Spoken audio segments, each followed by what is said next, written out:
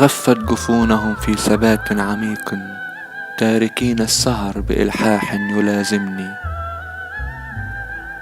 ويلي إذا اشتهت العيون نوما، أرى طيفهم من نومي ينتشلني، وكأن النعاس عاشقا لعيونهم، ويهوى إذا ما التقاني يغالبني.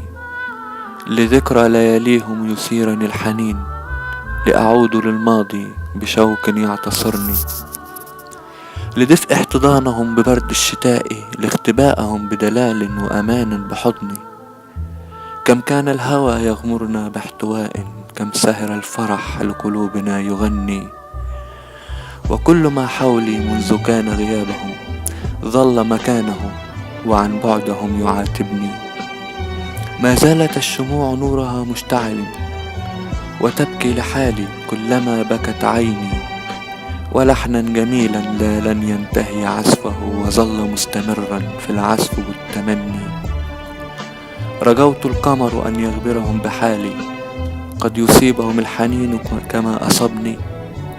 لعلهم يدركون كم تعذبت صبرا، وكيف ينالوا مرار الاشتياق مني. أرسم في ملامح القمر أشجاني، وإذ حالي كحاله فقال أعذرني.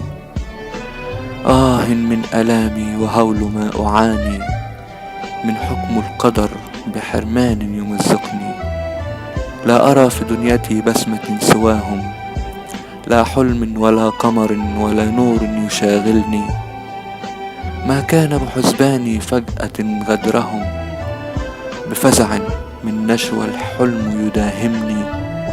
يا نوم العوافي هنيئا عليهم، ولكن رجاء من سهري ارحمني.